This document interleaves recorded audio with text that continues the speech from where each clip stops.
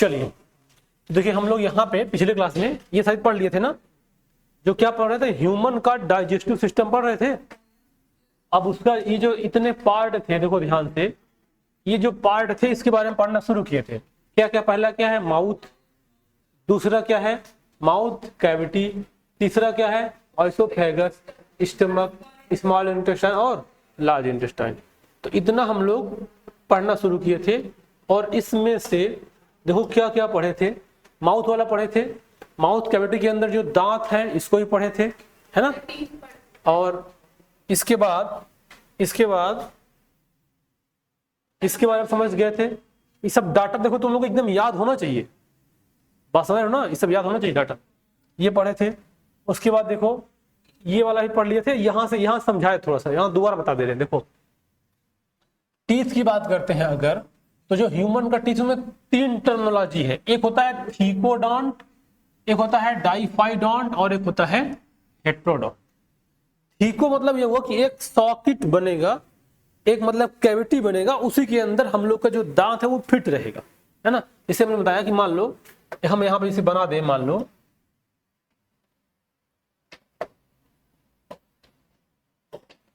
ये इतनी बड़ी एक वो है, मान लो ये ऐसे कोई बना दे है कैविटी, कोई ऐसे,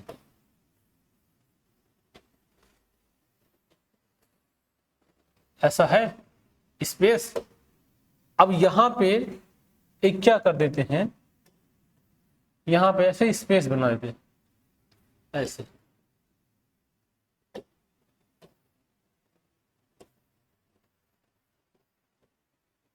देखो ये कुछ ऐसा आ गया, है ना, नहीं आया। अब ये क्या है बता रहे, रुक जाओ। अच्छा ये अब तो समझ आया ना। देखो ये कैविटी बन गई। अब इसके अंदर क्या है, दांत फिट हो जाएगा। जो टीथ होगा, मान लो ये कोई टीथ है, ये इसके अंदर ऐसे फिट होके पूरा ऐसे निकल गया, है ना,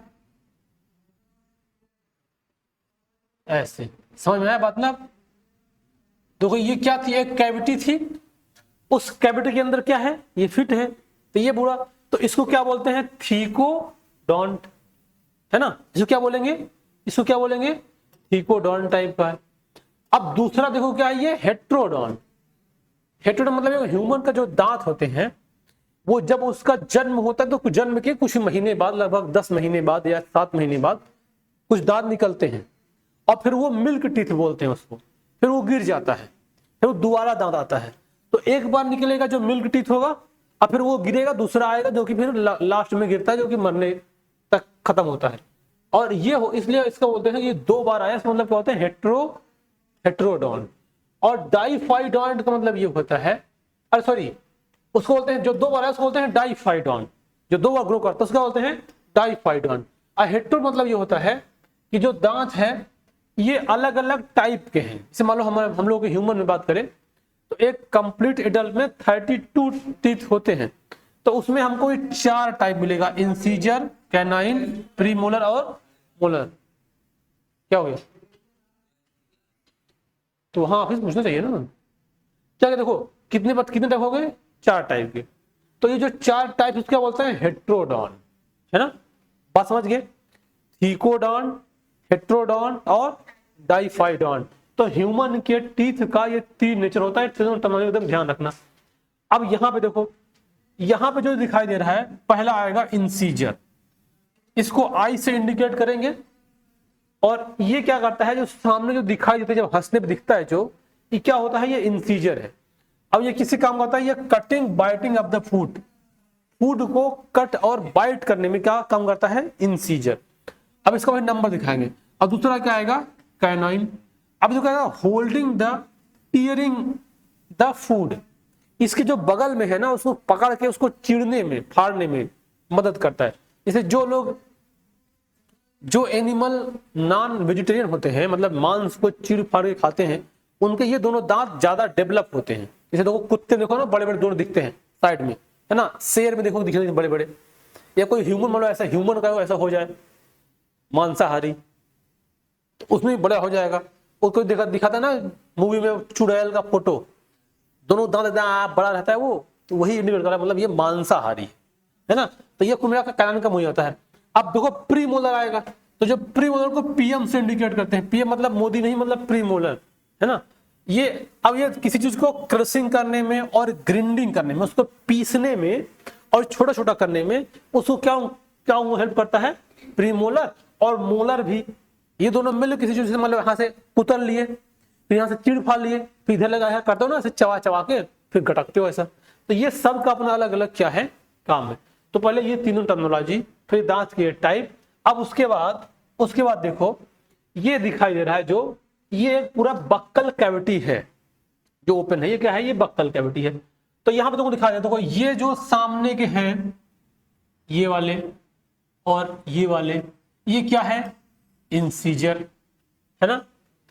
अब देखो इसके बाद जो इसके इधर और इसके इधर क्या आएगा, कैनाइन है ना। पहले क्या आएगा, इंसीजर, फिर क्या आएगा, कैनाइन। अब फिर जब इधर जाओगे और इधर जाओगे तो क्या मिलेगा, प्रीमोलर, और जब सबसे लास्ट में पहुंच जाओगे तो क्या मिलेगा वहां पे, मोलर है ना। अब यह है कि जब बच्चों का जन्म होता है पहली बार, सॉरी जन्म तो पहली बार ही होगा, जब दांत पहली बार जब टीथ पहली बार आता है तो उसको पूरा 32 दांत नहीं रहता है। जब वो गिर जाता है, जब दोबारा आता है, तब वो धीरे धीरे जो 20, 22, 25 साल का हो जाएगा तब पूरा 32 दांत आ जाएगी, तब उसको बोलते हैं बतीसी। बोलते हैं ना बतीसी मत दिखाओ, ये तुम लोग दिखा रहे हो हैं, तो उसको पूरा तब आता है। अब देखो थोड़ा ये समझना है यहाँ पे, देखो ये है इंसीजर और ये है कैनाइन और ये है प्रीमोलर और ये है मोलर है ना। अपना सभी का नंबर समझना है कि किसमें इंसीजर कितना होता है, कैनाइन कितना होता है, प्रीमोलर कितना होता है और मोलर कितना होता है, और नंबर भी समझना है और समझना कि एडल्ट में कितना होता है, मतलब एडल्ट मतलब, और जो बेबी होते हैं उनमें कितने होते हैं, मतलब मिल्क टीथ कितना होगा, और जो एडल्ट का जब पूरा कंप्लीट आएगा तो कितना होगा। समझ बता रहा है। चलो आगे अब देखते हैं आगे, थोड़ा सा ये पढ़ लेते हैं। एक दांत की मान लो एनाटॉमी है, अगर एक दांत को कट करके देखोगे तो देखो जो सबसे ऊपर जो लेयर होती है उसको इनेमल बोलते हैं, है ना। इनेमल जो होता है ना, ये hardest substance of the body होता है। बॉडी का अगर पूछा जाए तो चाहे लिख लो इसको, बॉडी का सबसे हार्डेस्ट सबस्टेंस जो होता है वो क्या होता है, इनेमल है ना। हार्डेस्ट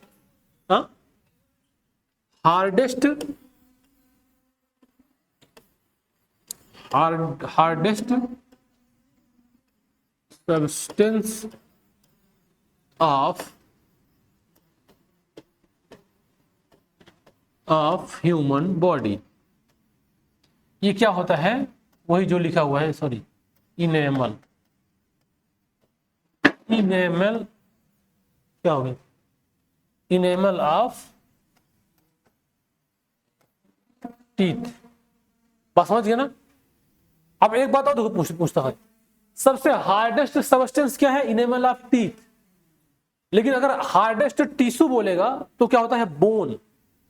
अगर यहाँ पे हार्डेस्ट सबस्टेंस ना लिखे, अगर यहाँ टिश्यू लिख देता, जैसे मान लो यहाँ पे लिख देता क्या, hardest tissue of the body, तो इसका आंसर क्या होगा, इसका आंसर होगा बोन। बात समझ गया ना। कभी कभी तुम लोग वो कोई खट्टा चीज, जैसे मान लो नींबू है या आम है या कोई और भी जो चीजें खट्टी आती हैं, अगर कोई खा लेते हो ना तो दांत थोड़ा सा कमजोर हो जाता है, मतलब ऐसा लगता है यार कैसा लग रहा है हमारा, कुछ खाओगे तो टूटता नहीं है ना, तो उस समय इनेमल की जो लेयर है ना वो हट जाती है। बस समझ गए ना, जो दांत को हार्ड करने की जो लेयर है थोड़ी देर के लिए हट जाती है, क्योंकि जो खट्टे चीज में जो निकलता है सिट्रिक एसिड, वो इसको थोड़ी देर के लिए हटा देता है, जब दोबारा बन जाता है तो फिर से दांत ठीक हो जाता है। तुम लोग कोई खट्टा चीज खा लो, कुछ देर के लिए ऐसा लगेगा ना, मतलब कुछ तोड़ोगे तो लगता है यार दांत कमजोर हो गया है क्या। ये नहीं काउ में होता है, लेकिन हमको अपने अभी ह्यूमन का समझना है ना, जिसमें हार्डेस्ट होता है वो इसी में होता है, उसमें सब में होता है, लेकिन हमको इसमें क्या समझना है इसमें। अब दूसरा देखो, दूसरा आएगा डेंटाइन, जो लेयर दिखाई दे रही है वाली, ये क्या है, ये डेंटाइन।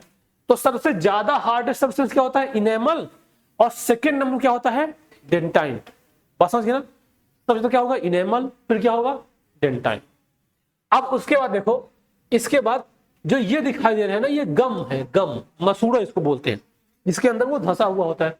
और जानते हो जब दांत को कट करोगे ऐसे, तो हमको यहां यहां जो ये भरा हुआ दिखाई दे रहा है ना, ये इसके पल्प कैविटी बोलते हैं। क्या बोलते हैं इसको? Pulp cavity.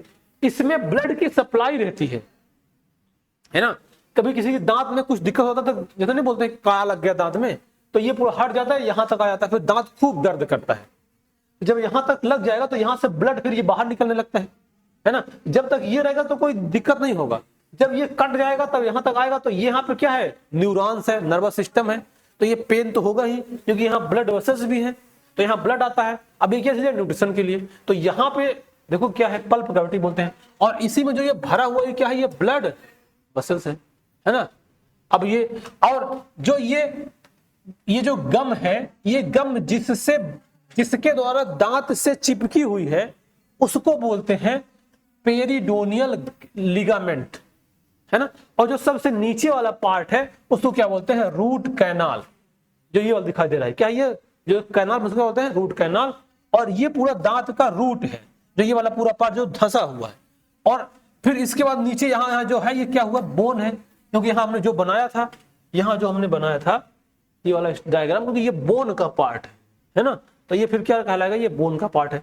तो एक दांत की एनाटॉमी करो तो इसमें क्या होता है? ऊपर वाला क्राउन जो दिखाई देता है, जो बीच में क्या आता है? नेक, जो सबसे नीचे धंसा हुआ क्या कहलाता है? रूट, है ना। तो ऐसे इसके पार्ट इस तरह से देखने को मिलते हैं। अब देखो फार्मूला देख लो, ये बात ह्यूमन का फार्मूला, ह्यूमन का नहीं, ह्यूमन के टीथ का फार्मूला देखो क्या है। जैसे अगर हम लोग बात करें ह्यूमन के एडल्ट का, तो ये जो लिखा गया है ना, देखो आई मतलब इंसीजर, प्रीमोलर मतलब प्रीमोलर, कैनाइन मतलब कैनाइन, मोलर मतलब मोलर। आई मतलब इंसीजर, सी मतलब कैनाइन, पीएम मतलब प्रीमोलर, एम मतलब मोलर। तो देखो इसमें एक ऊपर है और एक नीचे है। तो ऊपर मतलब ये अपर जा और ये लोअर जा। तो अपर जा में कितने दांत होंगे और लोअर जा में, और कौन कितने होगा? देखो जैसे यहाँ पे लिखा है इंसीजर, देखो यहाँ पे लिखा है ना इंसीजर, यहाँ पे लिखा है, ऊपर लिखा है 2 और नीचे भी क्या लिखा है? 2। तो जो ये 2 लिखा है ना, तो उसको समझो ये 2 पेयर है, या इसको चाहे इसमें 2 से मल्टीप्लाई कर दो, है ना। और ये भी कितना है? 2 पेयर। तो इसका मतलब जो ये दिखाई दे रहा है क्या है? 2 पेयर ऊपर और 2 पेयर नीचे, यानी इंसीजर कितना होगा? 4 ऊपर और 4 नीचे। बस समझ गया ना। अब आता है क्या? कैनाइन। तो अब जो कैनाइन की बात करेंगे, देखो कैनाइन में क्या है? 1 पेयर ऊपर और 1 इंटू 2 करोगे और 1 इंटू 2 करोगे, तो यहां भी 2 आएगा और यहां भी 2 आएगा। तो 2 ऊपर 2 नीचे। अब कैनाइन हो गया। अब प्री मोलर की बात कर लो। अब प्री मोलर में क्या है? 2 पेयर ऊपर और 2 पेयर नीचे। तो इसमें भी कर लो 2 इंटू 2 और 2 इंटू 2, यानी 4 ऊपर 4 नीचे। अब मोलर में आओ, तो अब मोलर में क्या है? मोलर में वही है 3 पेयर ऊपर और 3 पेयर नीचे। तो यानी 3 इंटू 2 और 3 इंटू 2, यानी 6 ऊपर 6 नीचे, है ना। अब तुम इसको जोड़ लो, देखो 4 2 4 2 6, 6 4 10, 10 6 16, 16 ऊपर और 16 नीचे, टोटल कितना हो गया? 32।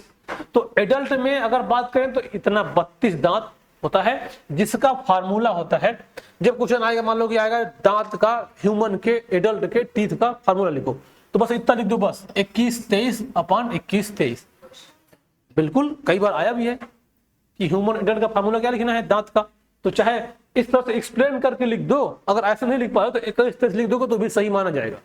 बात समझ गए ना। वो डिपेंड करता है कि कितना लंबा क्वेश्चन आया, मान लो लंबा है तो इस तरह एक्सप्लेन करना है, और अगर छोटा आया है तो ये चाहे ऐसे कर दो। बात समझ गए ना बात को।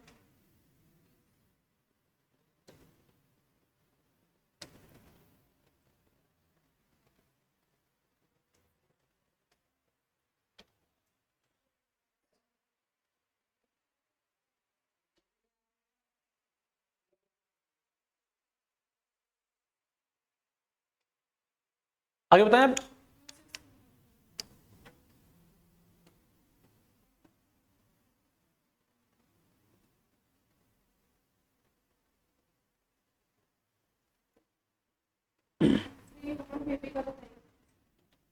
कर लिए सुनो सब। ये तो वही है जो हम समझाने के लिए कहें, तो यहां चल जाएगा। क्या ऐसे भी कर सकते हो ना, देखो ये 1 2 2 3 कर दो, फिर सबको जोड़ दो, 3 2 1 2 8 आ जाएगा, फिर 2 से मल्टीप्लाई यहाँ चाहे कर दो, चाहे अलग अलग करो, चाहे यहाँ को बढ़ हो जाएगा ना, 2 को 8 आएगा, 8 मल्टीप्लाई 16 16 32 मतलब जाएगा, ऐसे लिख सकते हो। और ये तो इसका फार्मूला है। ठीक है, चलो अब देखो, अब अगला आएगा ह्यूमन के बेबी का। अब देखो ये है एडल्ट का, और ये जो है ये बेबी है, यानी जानते हो ये वाला कौन है, ये देखा जाए तो ये मिल्क टीथ है ना, ये है ना मिल्क टीथ, इसको दूध दांत। तो अगर बेबी का है तो उसका फार्मूला देखा जाए तो ये क्या है 2002 और सॉरी 2102 और 2102 है ना। अब यहां देखो इंसीजर 2 ऊपर 2 नीचे, यानी 2 ऊपर 2 नीचे, यानी 4 ऊपर और 4 नीचे, 2 पेयर होगा ना, तो यहां क्या आएगा 4 ऊपर और 4 नीचे। अब देखो 2 ऊपर और 2 नीचे। अब देखो यहाँ क्या प्री मोलर इसमें नहीं होता है, प्री मोलर क्या है एब्सेंट है, और ये वाला क्या है 2 2। अब इसमें 4 ऊपर और 4 नीचे, तो देखो 4 2 6 4 10 है ना, तो टोटल कितना हो गया, वही आ गया ना, 10 ऊपर और 10 नीचे, तो टोटल मिला तो कितना हो जाएगा 20। इसका ये फार्मूला होगी, है ना। तो अगर बेबी का पूछेगा तो क्या बताओगे, ये वाला फार्मूला क्या 2102 और 2102। अगर एडल्ट का पूछेगा क्या बोलोगे 2123 बटे 2123। बस समझ गए। अब एक बात, अब इसमें दो क्वेश्चन कैसे बनते वो समझो थोड़ा सा। देखो यहां पर तुमको ये दिखाई दे रहा है, जैसे अगर हम किसी के जबड़े की बात करेंगे, जैसे ये जबड़ा है, देखो यहां ध्यान से, यहां पे देखो क्या है, ये वाला क्या आएगा इंसीजर आएगा। अब फिर ऐसे बढ़ो, यहां क्या आएगा कैनाइन, कैनाइन, यहां क्या आएगा प्रीमोलर, मोलर, प्रीमोलर, मोलर। बस समझ आया।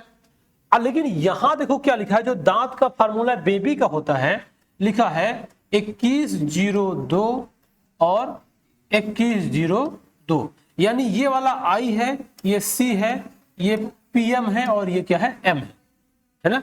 इसका मतलब ये वाला 0 है, तो दांत के बीच में यहां गैप होना चाहिए था, होना चाहिए था।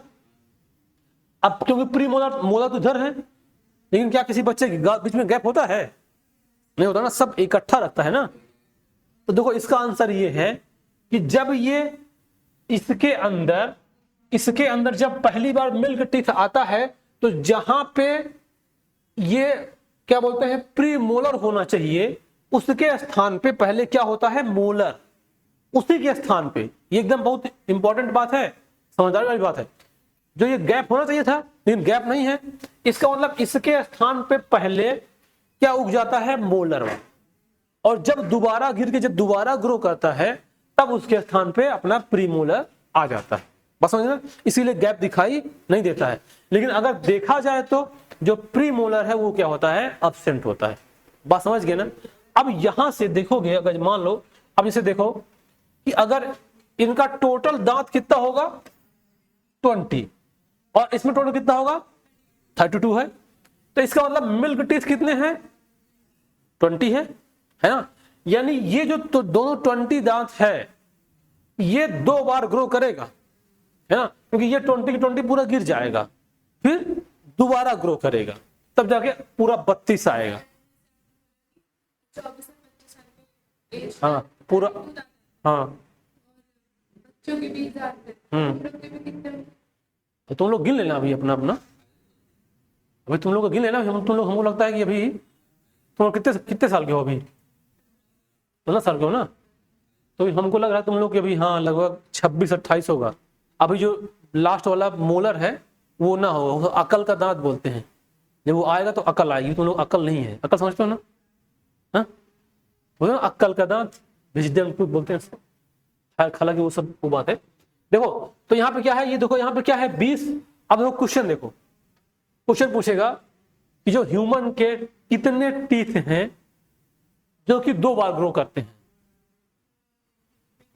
हाँ क्या, तो कितने दांत हैं वो जो 2 बार ग्रो करते हैं 20, यही वाले 20 हैं एक क्वेश्चन ही हो गया। एक क्वेश्चन कितने दांत हैं जो एक ही बार ग्रो करते हैं? 12। नहीं समझे? हम देखो ह्यूमन के कितने दांत हैं जो कि दोबारा ग्रो करेंगे? तो जो दोबारा निकले रहेंगे वही तो दोबारा ग्रो करेंगे।